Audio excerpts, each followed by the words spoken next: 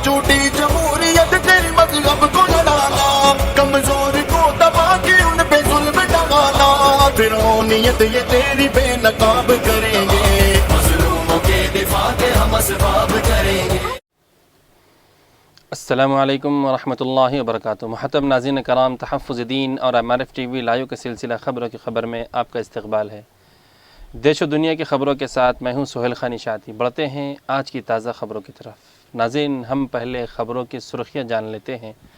बंगाल, असम, केरल, तमिलनाडु और पुडुचेरी असम्बली इंतख़ाबात के तारीख़ों का हुआ ऐलान। 2 मई को आएगा रिज़ल्ट।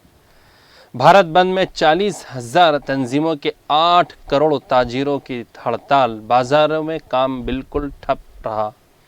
डॉक्टर का इनकाउंटर करके बुरी फंसी यूपी पुलिस। अदालत ने कहा FIR का हुक्म दर्ज करो। हुकूमत ने ना मानी तो इक़्तिदार की वापसी होगी। जनन चौधरी। अइम्मा व मुअज़्ज़िनीन की तनख्वाहों में इजाफ़े की अपील। मौलाना उमैर अहमद इलियासी ने किया इजहार हैरत।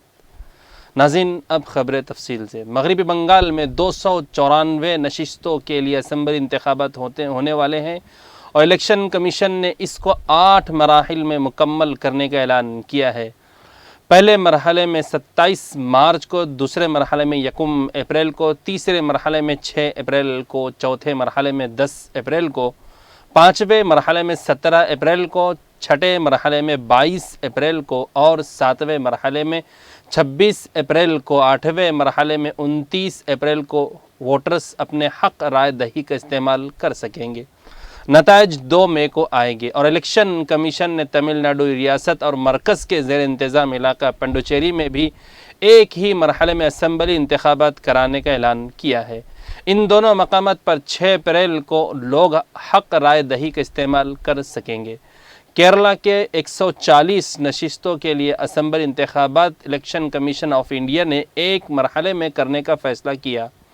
इलेक्शन कमिश्नर सुनील अरोड़ा ने बताया कि 6 अप्रैल को एक मरहले में केरला असम्बली इंतख़ाबात के पेश नज़र वोटिंग का अमल अंजाम पाएगा। इसी तरह इलेक्शन कमिश्नर सुनील अरोड़ा ने ऐलान किया है कि असम में असम्बली इंतख़ाबात 3 मराहिल में होंगे। पहले मरहले के लिए पोलिंग 27 मार्च को, दूसरे मरहले की पोलिंग 1 अप्रैल को और तीसरे मरहले की पोलिंग 6 अप्रैल को होगी।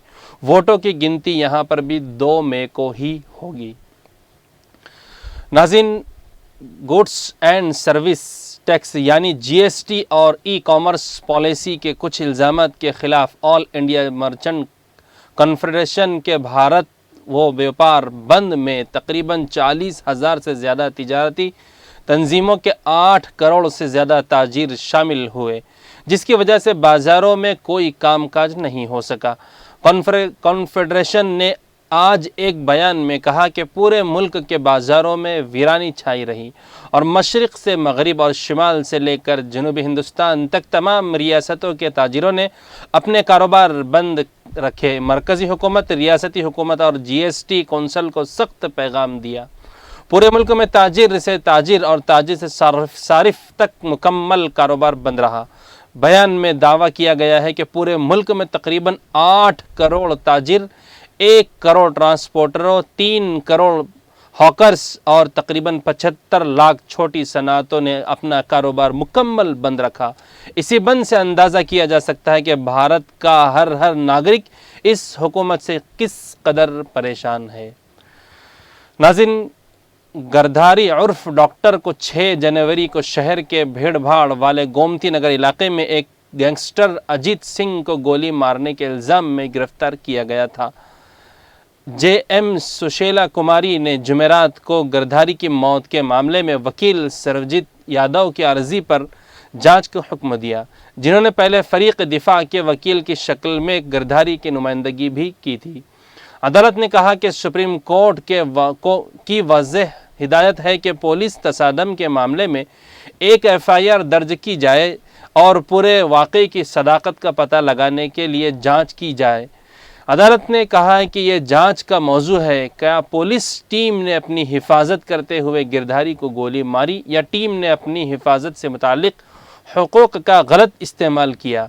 अदालत ने पुलिस डिप्टी कमिश्नर संजीव सिमन और विभूति गंड के थाना इंचार्ज चंद्रखेर सिंह को इनकाउंटर के मकाम पर मौजूद रहने की बात को नोटिस में लेते हुए हुक्म जारी किया।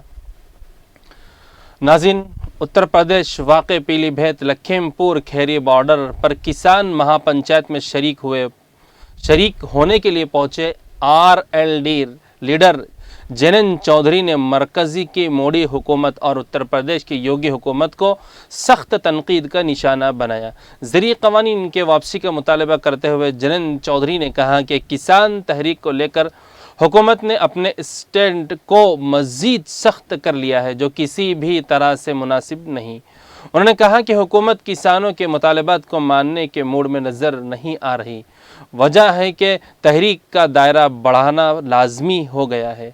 अगर हुकूमत किसानों की बात नहीं मानेगी तो इक़्तिदार ही बदल दिया जाएगा। नाज़रीन, अइम्मा व मुअज़्ज़िनीन की तनख्वाहों में इजाफ़े की अपील मौलाना उमैर अहमद इलियासी का हैरत का इजहार।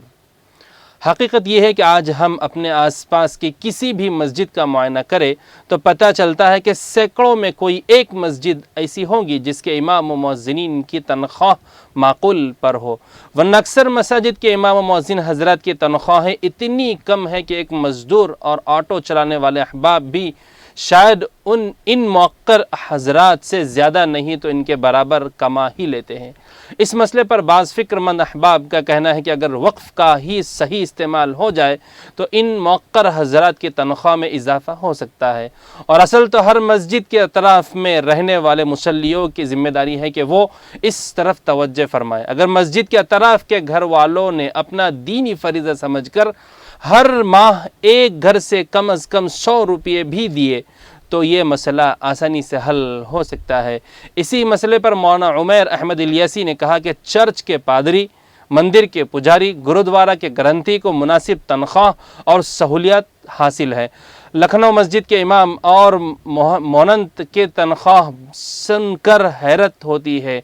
इमाम और मुअज़्ज़िनीन हज़रात के तनख्वाह सुनकर इंतहाई हैरत होती है। अल अमान ट्रस्ट के तकरीब में हिस्सा लेने के बाद मीडिया से खिताब करते हुए मौलाना इलियासी ने कहा कि इमाम हज़रात की तनख्वाह कम से कम 50,000 रुपये तो होनी ही चाहिए। नाज़रीन, आज की ताज़ा ख़बरों में बस इतना ही। देश और दुनिया की ताज़ा ख़बरें पाने के लिए जुड़े रहे हमारे साथ। फिर कल मुलाकात होंगी ताज़ा ख़बरों के साथ। तब तक के लिए मुझे दीजिए इजाज़त। अल्लाह हाफ़िज़। वस्सलामु अलैकुम वरहमतुल्लाहि वबरकातुहू। मदहोश नहीं बेदार है हम, हर आहट पे तैयार है हम। समझे न कोई गाफिल हमको इस मुल्क